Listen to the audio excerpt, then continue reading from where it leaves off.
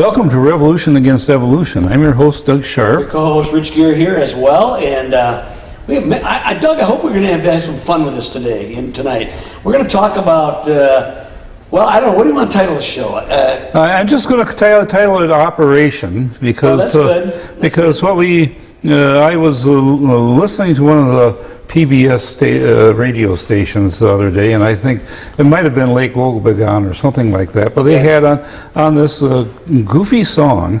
It was sort of like a country and western song where this guy was going on how wonderful it was going to be after he had his operation. And it's sort of like a little parody that he was doing, that here he was about ready to go in to have surgery. Hopefully that's going to improve his life and fix him up, and so he's going to be a whole lot better just because he's underwent this operation. Wow. And we sort of wonder about that. You know, it was sort of a lighthearted or a goofy little thing that he was singing. And of course, when you're dealing with like surgeries, some surgeries can help you. If you got bad knees or bad hips, they can do remarkable things. But that's not what we're really going to talk about tonight, though, Doug. It's really it's the idea that in Darwinian culture, there's a big argument, or there's been arguments over those years that basically human beings are poorly designed. If there's really a God, he really did a bad job of it. It doesn't stop there either. There's a lot of other animals, the dolphin and the giraffe and some other things talk about bad designs, as I understand it. So we're going to talk about some of that stuff, but I think the fun part of it, Doug, is Doug wants to come in. What would you change if you could get, what do you think you can improve on over God's design, okay? Right. I think it's going to be kind of a fun little exercise to go into. Here we have our own body that has, sometimes we have it wear out after a period of time, and I think you and I are experiencing a little tiny bit of that. What we have to understand is that there is a reason for that, and that has to go back to the fall of man, and that we were told it's appointed to man for man once to die, and then the judgment. Right.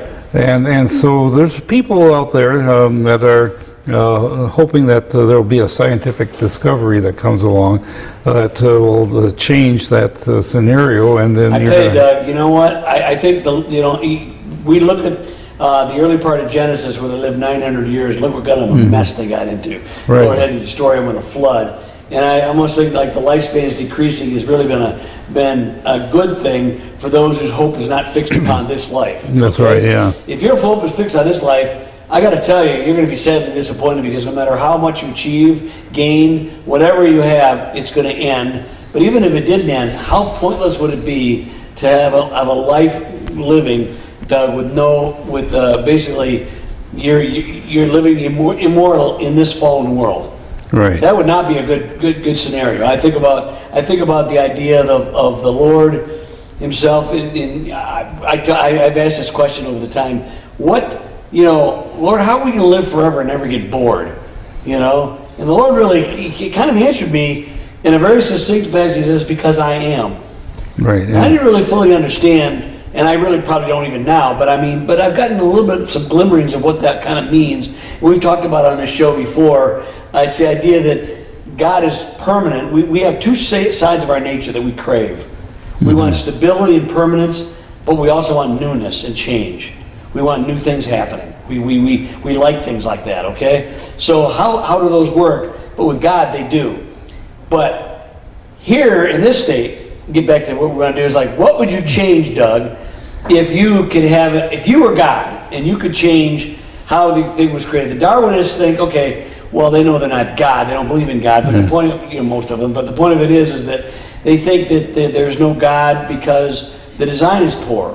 And a lot of things out there, Doug, the design is good. Right. But sometimes it's counterintuitive. Let's take for an example. There was one of these surgeons back a number of years ago who, whenever he did abdominal surgery, what he would do is not only remove the appendix, we might as well while we're in here. Vestigial organ, let's get rid of Yeah, it. and then he would shorten the colon because, well, now it doesn't have to go through this convoluted mess in here. It'll just go straight through. And I think that that is a little bit of the thinking that we're doing here, is that there's a movement, and Jeff was telling me about that at dinner tonight, called Evolution 2.0, where it's called transhumanism, which means that they're hoping there'll be some scientific discoveries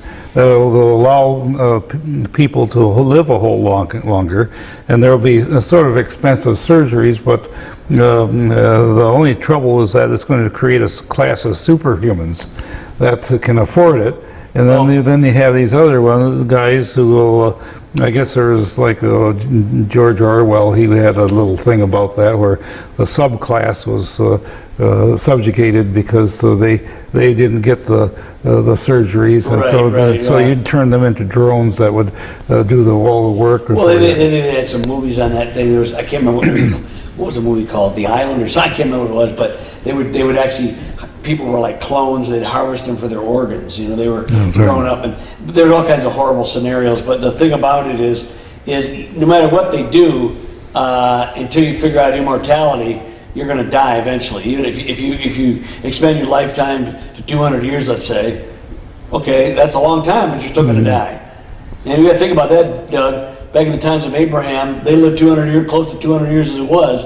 Peleg, they did live 200 years, and that still was a lot less than the patriarchs did. They lived over 900 years for most of them. So if you want a gold mine of information on these subjects, there's two books by Jerry Bergman. Yep. One is called Poor Design: An Invalid Argument for Against Intelligent Design, and then Useless Organs: The Rise and Fall of the Central Claim of Evolution. Yeah, so this is a gold mine of information about this particular subject, where the accusation is, well, God didn't quite get it right. But here's the thing. All right, I'll jump ahead a little bit here, but if your eyeball sees things upside down, right? Yeah.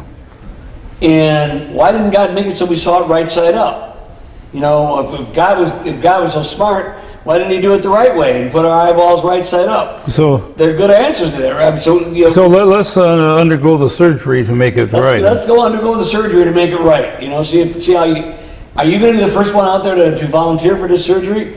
Not I, says a little red hen. I'm not going to do it. But Doug, what's the problem with that scenario?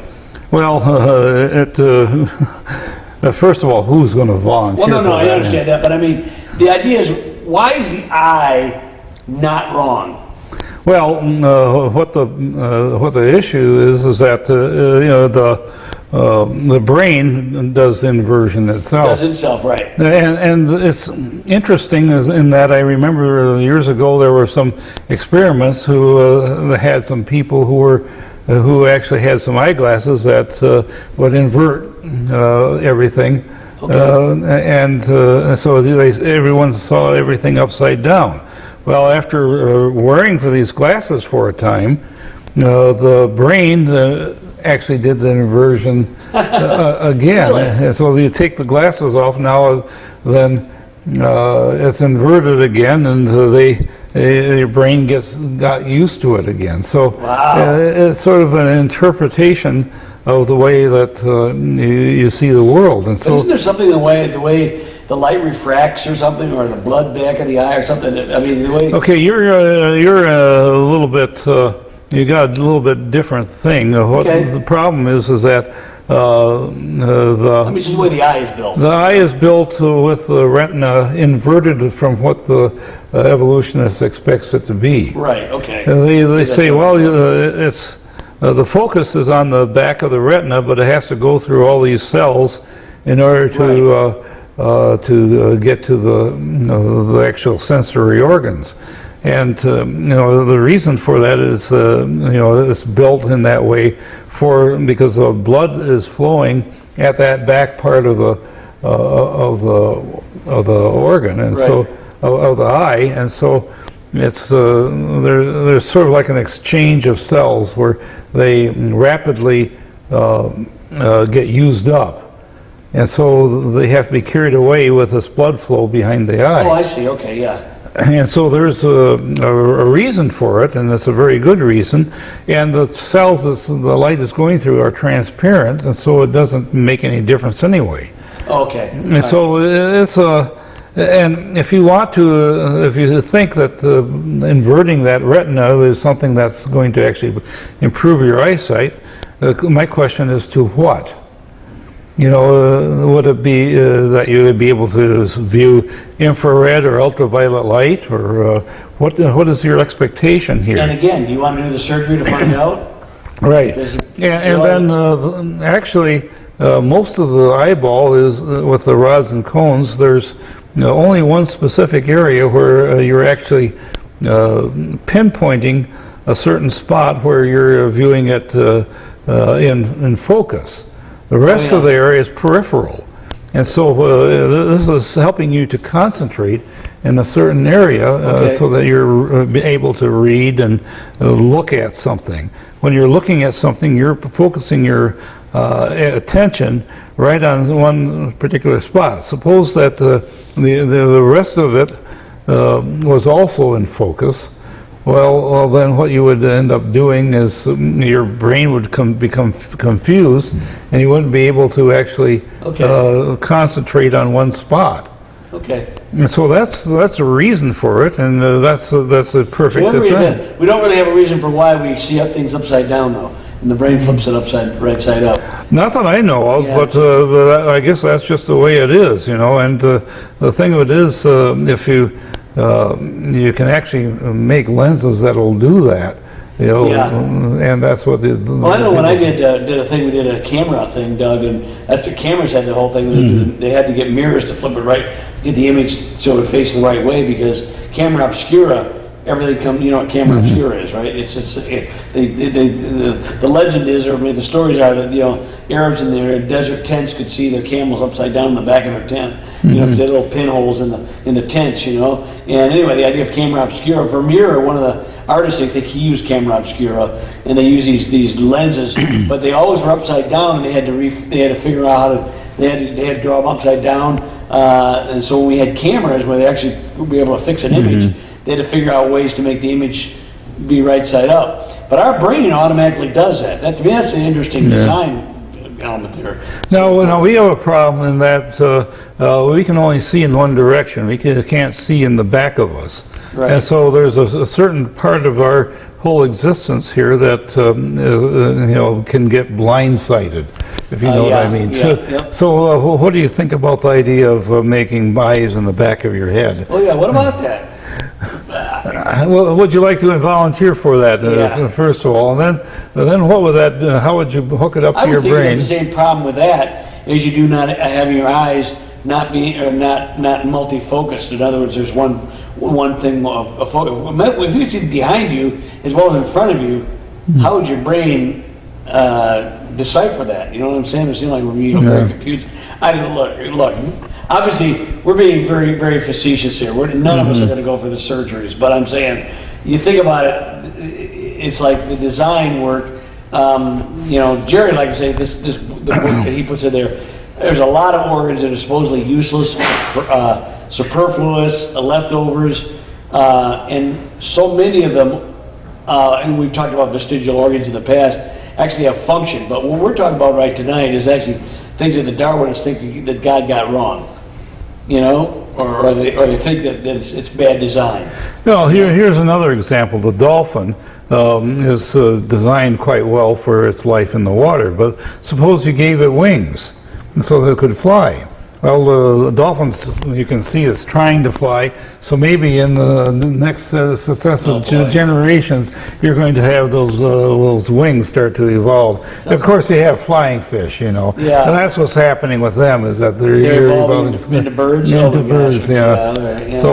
So they have some fishy birds, Like dinosaurs already did that. Yeah, so that's the whole thing. You have the dinosaurs climbing the trees and jumping from branch to branch, Then eventually down the line you've got some wings evolving, because now you're actually getting that to work a little bit better. Well, that's the controversy in the Darwinian thing. Did they learn? Did they glide, or did they jump off? Did they go from the ground up, or did they go from the trees down? It seems to me if you jumped up, you might have a little bit chance of surviving. But if you go from the trees down, it seems like you break your neck after you ever evolved in anything. But that's an aside. Well, Doug, yeah. It's like, that's as bad as can pig fly, and can pigs with wings. But okay, well, in that case, Doug, we don't have to volunteer for surgery. We can just basically try to put them on a dolphin. That's right. You should put on a dolphin or on pigs, or but what about wings or wheels for us? What would it be to have some wheels on us? We go a little bit faster down the road rather than our cumbersome walk legs. legs. Oh yeah. So cut off your legs and put on your wheels. Well, we have people in wheelchairs, and I would like to ask the people who have to live in wheelchairs if they'd want their legs back.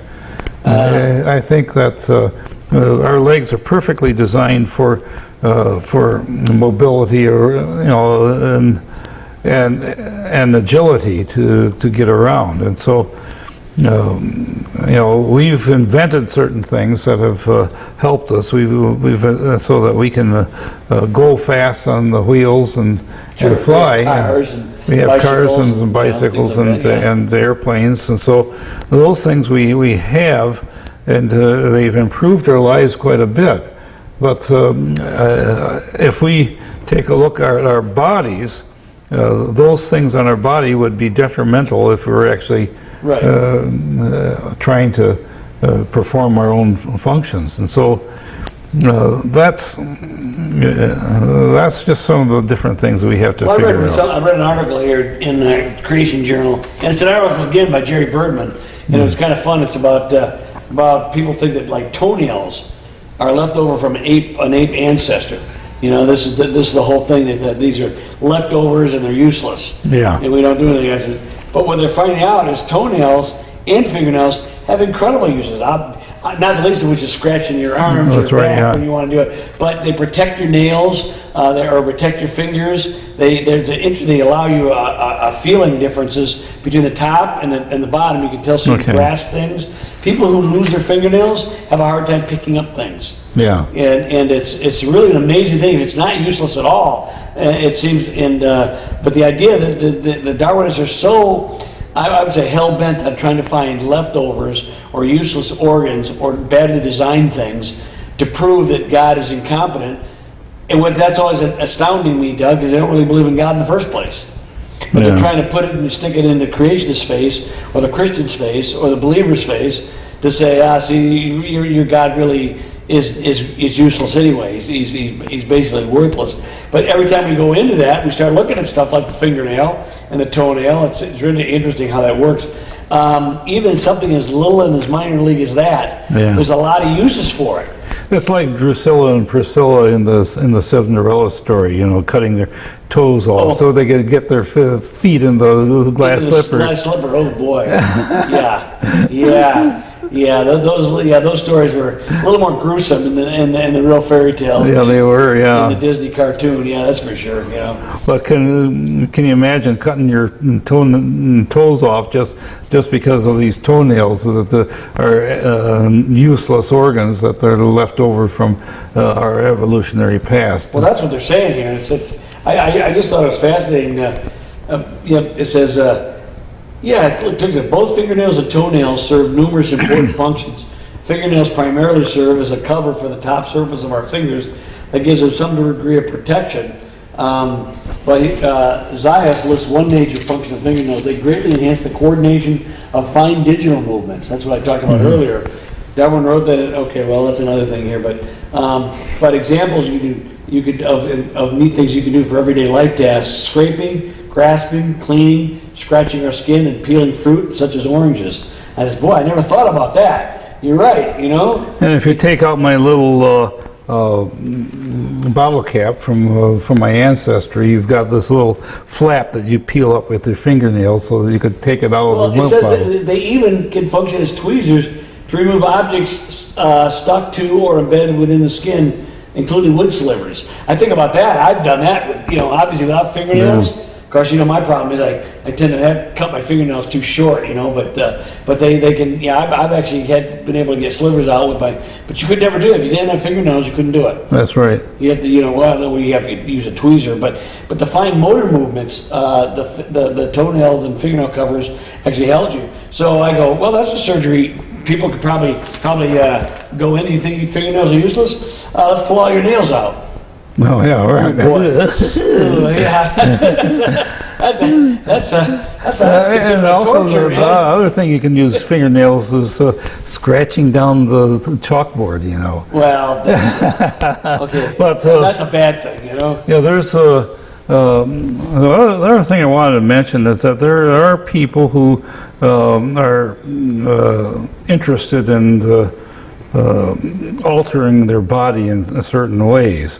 And I saw, you know, I was walking to the Capitol building one time, and as I was, you know, going from Capitol building over to my office, I ran across this guy with this other guy, and this guy had all these studs all around his eyebrows and all over his face, and all the piercings through his tongue and his lips and everything like that, and you know, these tattoos all over his face, and he had a shirt on it that said "Hail Satan, smoke meth."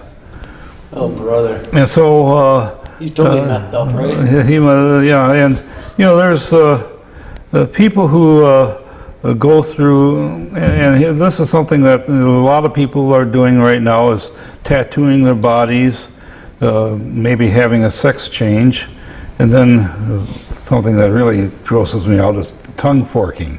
Oh, tongue forking, yeah, or snake tongue. Yeah. They cut their tongues. Yeah, I know. Can you imagine that? Why would you want to do that?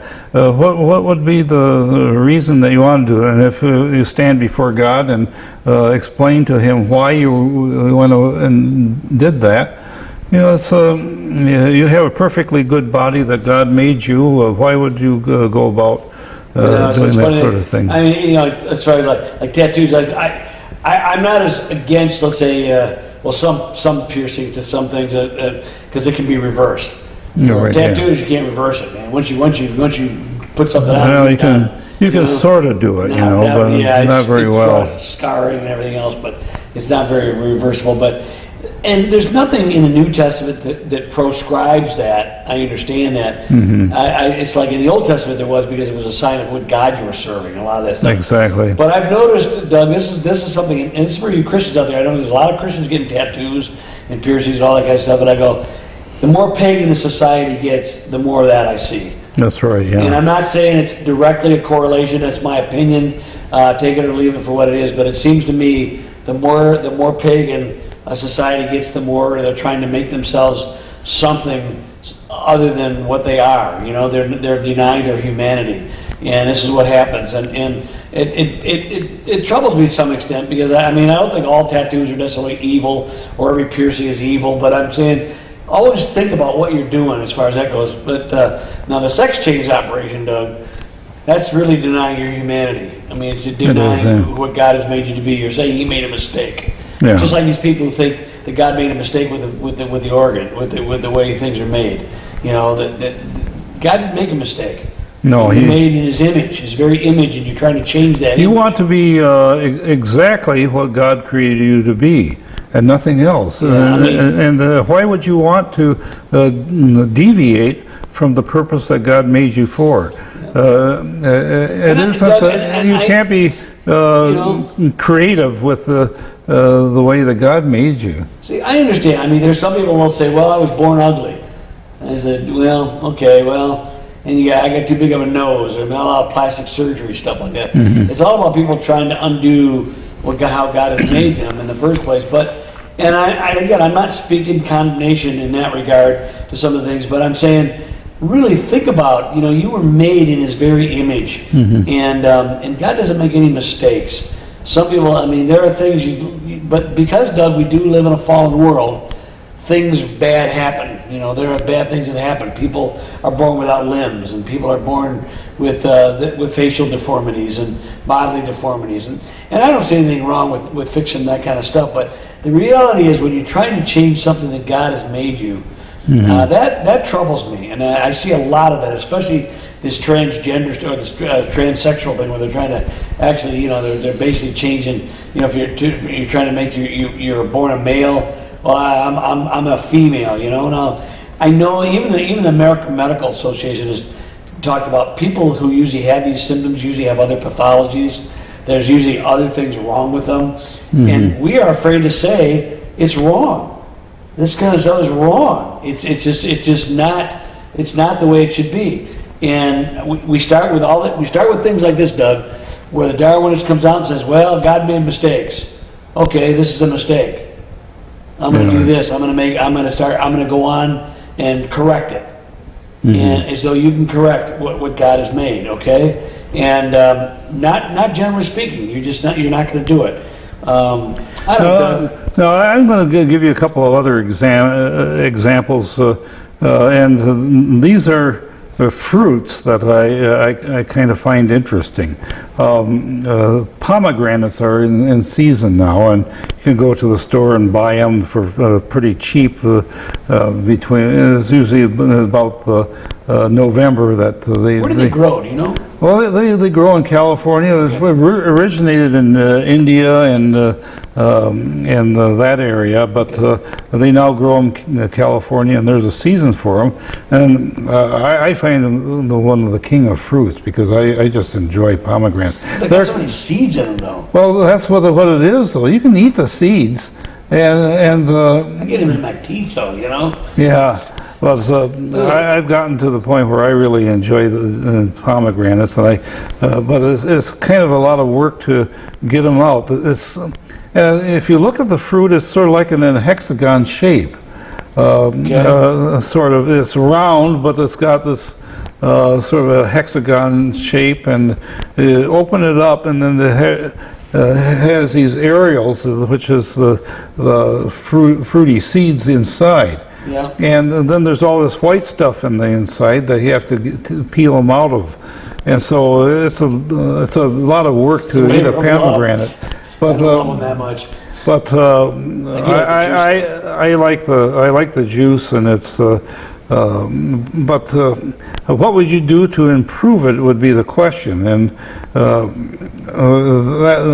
you could probably say, well, we'll take all this white stuff out. Well, that's what connects all those areoles to those seeds to the fruit, and so it's perfectly designed for what it does. Now, I had a missionary friend send me a picture of, says durian 1 and roof 0. And what happened is this fruit called the durian, which is a hard, spiky fruit. It looks like a jackfruit, only it's a little bit smaller. But it dropped from the tree and went through his roof, knocked the parts of the roof off. Wow. Yeah, it's a fruit about this big around. You can go to the Chinese store and get them. Okay. But it's kind of an interesting fruit in that they say it's the king of fruits, and yet it has a terrible smell, and so Okay. but it tastes sort of like custard. So. Okay. Wow. So you could say, how would you design that? Well, we really don't know if you could design it any differently. Well, we're out of time. We'll see you next time on Revolution Against Evolution.